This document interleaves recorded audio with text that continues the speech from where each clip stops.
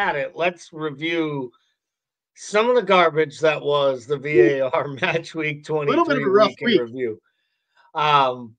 You know, albeit for us to start anywhere, but probably the biggest talking point of the weekend, which was Arsenal versus Wolves. Shocking for Wolves to be told that they would be at the forefront of another VAR controversy. Of all the grounds to try to defend making bad VAR decisions in, I don't think Wolves supporters give two bleeps about what Arsenal supporters feel after what they've endured the last 2 seasons. But let's talk about it here. Michael Oliver was the match official. Sends off Lewis Gally early in the first half for, in my opinion, what was a very straightforward yellow card tactical foul. But before we go too far into it, because I've read a lot about it, heard from a few different folks today regarding it, and think I have an understanding of why they decided to utilize VAR the way they did. But what were your initial thoughts when you saw it in real time, when you replayed it back, read about it, and God knows you must have heard about it at least 50 times, because I know I did today. Yeah, in real time, I thought it was like a really cynical foul because like he's clearly on the break, right? And the challenge doesn't appear to have any intention on really challenging for the ball as much as it is stopping the advancing attacker, right? So that was my first thought. My second thought was it's not a denial of a clear goal scoring opportunity by definition and can't be a straight red because of the point of contact. And I kind of still stand by that. Yeah, I'm with you there. I guess I where I'm starting to come around to the understanding of the like actual use of VAR here is that because of how Michael Oliver describes the foul to the VAR as he describes it. So like they are in communication. And I guess I didn't understand this. Like the referee actually tells the VAR what they saw through the intercom. And his argument was that there was no clear play for the ball and the contact is above the ankle with studs. And therefore, in his mind, it was violent conduct. And it wasn't a denial of a goal scoring opportunity. That wasn't the reason. He gives the red card for the foul. Now, what I will say is this. This is that classic scenario of where we live in today's world, in my opinion. The Twitter sphere, whatever Elon's X's or whatever the hell we want to call it, or the weak, soft, snowflake blue sky, as some people like to refer to things, right? Like, doesn't matter which way you're finding your immediate interactions. I think there's opinions on both sides because here's the thing. If he isn't trying to play the ball in any way, shape, or form, and he comes down above the ankle with studs, you could call that a red card. And I'll say this.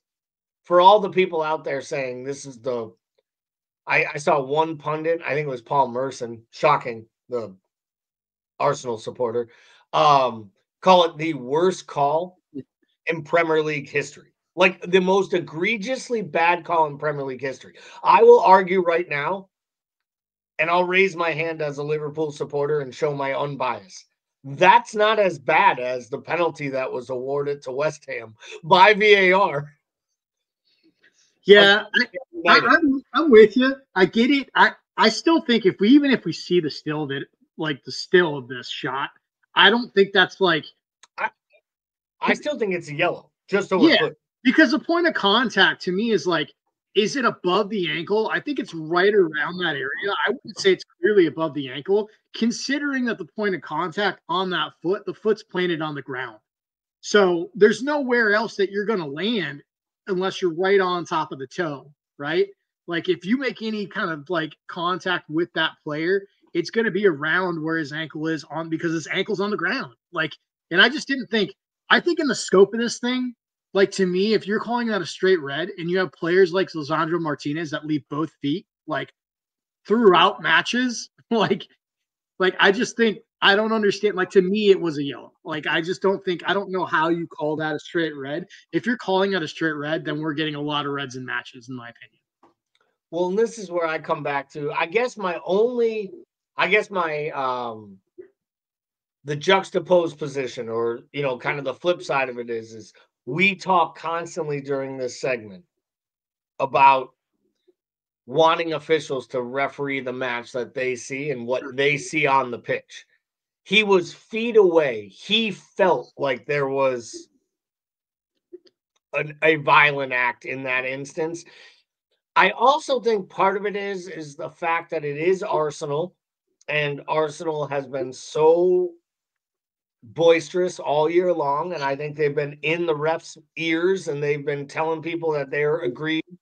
I think it doesn't help that it's some 18-year-old kid that everyone is building up to be the next great thing.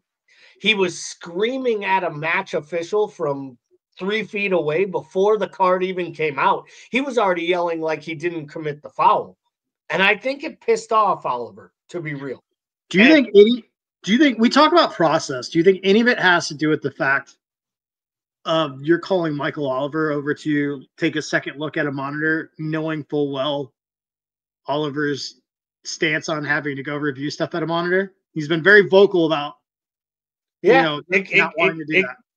And it could be that's why he doesn't get sent over, why they just go with him. I just think it had as much to do with him describing why he did what he did, and then the VAR not being able to see anything in that replay that actually goes against what Michael Oliver said. Like, there was contact above the ankle. Was it enough to warrant a red card? I don't think so. But the match official who's 2 feet away has told you what he saw. You see the same thing on video. I almost argue, I don't know that there was enough to send him to the monitor to change that call based on what the rules say. And we've talked about this. This is about the process of it. So let's talk about the next one. That was probably the second biggest talking point, which was from the Liverpool match, which obviously was the Cisco potential red card against Endo.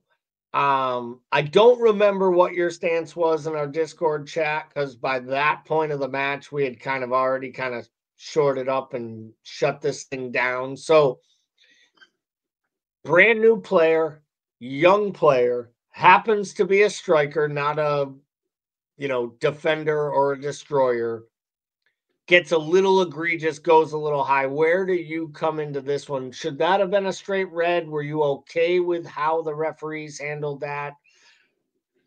So to me, so we talked about that Arsenal one and basically holding up what the call is on the pitch. Like, to me, this is like a straight orange, where however you call it on the pitch, you could probably make the argument for. I think if I'm going red, it's because of the pace of play and how fast and hard he comes in, which it makes it clearly reckless, right? Clearly reckless and dangerous. I think if you're giving it a yellow, you're giving it a yellow because he comes in and he doesn't really, even though it appears that he catches Endo in the face, he kind of catches it with the broadside of his body. It's not a knee or an elbow, anything like that. I think if he connects with the face with a knee or elbow, we're probably talking straight red.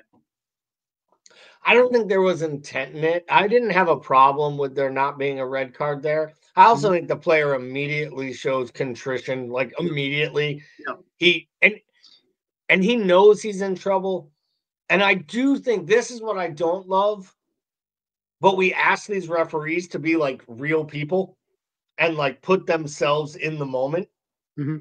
This is a kid who has just come on 30 seconds before to make his debut with a new club. Yeah. He's not a defensive midfielder. This is not, Douglas Luiz running somebody over. This isn't a professional tactical foul guy. This is a striker caught up in a moment for his brand new club. And I do think sometimes the referees give you the benefit of the doubt in that instance compared to if you're Lisandro Martinez or you're even Fabinho from days past, right? Like a guy who's been known to step on someone and leave one in on someone. I don't think that's this kid coming from Brighton trying to make his first moment be known with Ipswich Town. I will say this, I thought Endo handled it perfectly. He got up, he got his wits under him. He put in a couple tough tackles, right? Like he made sure that he got a few licks in as well. And I thought that was great. I thought it was a perfect scenario. I thought the match was actually really well officiated by the referee in the Ipswich Town match. And he's not one we've seen a lot of. I think he's one of these ones that's come up from the championship this year and is getting more and more Premier League matches. He's one of the better officials in the top division. And the reason I know that is I don't know his fucking name. Salisbury. He's been in the VAR review booth quite a bit, I think. But yeah, you're right. It's not one that we've seen as a head ref. And you know, it's kind of ironic that he's seen 3 of these challenges, like essentially, like if this right, because he saw the one last year where he sent off Jimenez. What was it? Jimenez, right? For the foul. But see, in that one, I felt like he went higher and harder with the reaction, and it almost looked like he was intending on it. I genuinely think the combination of like, you know, the Ipswich player going up and Endo kind of going down. I just felt like there was like a perfect storm that caused that foul to look the way that it did. So speaking of maybe the guy who runs this segment more than any other player in the Premier League, that would be Lisandro Martinez. So once again, the butcher, as I like to call him, was at it again. Leaves his feet, 2-footed tackle, absolutely misses the Fulham player. So once again, he's going to skate by with no red card or any additional problems, similar to what happened to him earlier this year when he did the same exact thing against Crystal Palace. So I guess my question to you is this, Paul. Is this an issue with how we're adjudicating these fouls? Or is this a scenario where, like, because when the panel looked at the foul against Palace, they actually agreed that it wasn't a red card and that they would have been wrong to issue a red card based on the intent of the foul because there's no contact. But all 5 ex-players raised their hands and said, that's an absolutely egregious tackle that has to be taken out of the game. So, like, is it just going to take him breaking some player's leg in 3 places and them being gone for 2-3 years, maybe their career being over, for this to be looked at and talked about? Or is this just one more fault in the application of the tool? I think the answer is probably yes, because I don't see any other change happening otherwise. I think what we have to ask ourselves is that common sense? Like, why does this tackle need to be taken out of the game? Well, you take it out of the game because you can shatter somebody's shin very easily doing that, right? Well, what are we waiting for then? We're not going to call it unless it's connected and potentially ends a career. Doesn't make a lot of sense to me. Seems very reactionary. I would love to be a little bit like proactive in this scenario. So I would love to like proactively see us like root things out of the game. Like I would love us to be more proactive about like, you know, actually consistently punishing diving. But like, you know, I think we just continue to wait until an issue comes to a head. You know what it's going to take? It's probably going to take some young, promising English talent star in this Premier League, like a Cole Palmer or somebody, get their career ended before it stops. And I don't really understand. Like, my thing is like, you have a player that's a known issue. Like, and he just kind of seems to skate through. It's the craziest thing. It's like one of those things where like, you know, we talk about in sports how sometimes these guys like reputations precede them and they get calls based on their reputation. Like Martinez seems to be one of those players that seems immune to that, and I can't figure out why.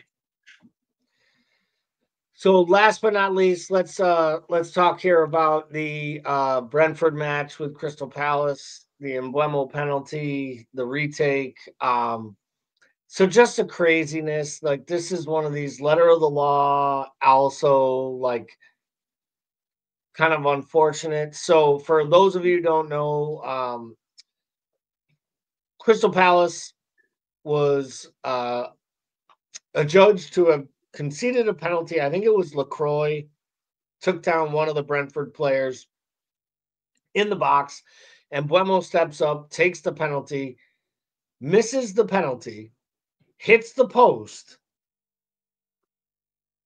and in turn, it's determined that Mark Guy is encroached early. But in crazy fashion, because Embuemo hit the post and the keeper didn't touch the ball, Embuemo is not allowed to be the next player to touch the ball.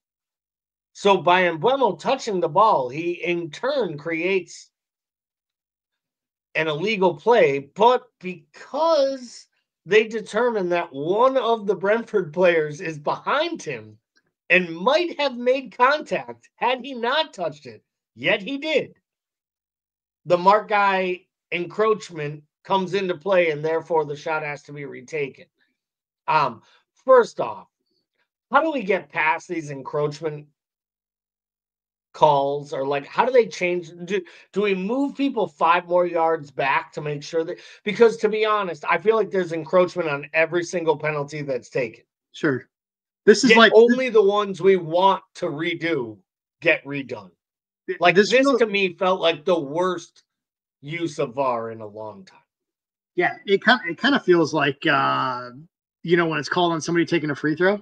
You know what I mean? Like, come on. Like, you know what I mean? Like, and it's funny because like of all the shit that gets missed or not called in a game, like to see this called, like I honestly didn't even realize the rule about the ball hitting the post. like I, for whatever reason, just had totally not even like registered with me that, like, you know, if it hits the post, you can't like encroach yet. Like, it was just the craziest thing. I don't know what you do. Maybe you started back 5 yards, but maybe we just look. I don't know what you do there. It's just a weird sequence. It was such a weird sequence of events. I kind of felt for Palace in that moment. I really did. I felt like it was an awkward one. And I know like Henderson lost his mind because he was so angry and he had to take another penalty and he got the yellow card. It's just a weird spot. And, you know, Brentford goes on to win the match, and that's fine. Like, they probably earned the victory, but it just felt like a really awkward way to break a deadlock of a match. And to me, that's like what we don't want. We've talked all the time about how VAR takes goals away and creates goals. Like, it's supposed to make sure that calls are done correctly, and I feel like it does the absolute opposite these days. So let's take a look.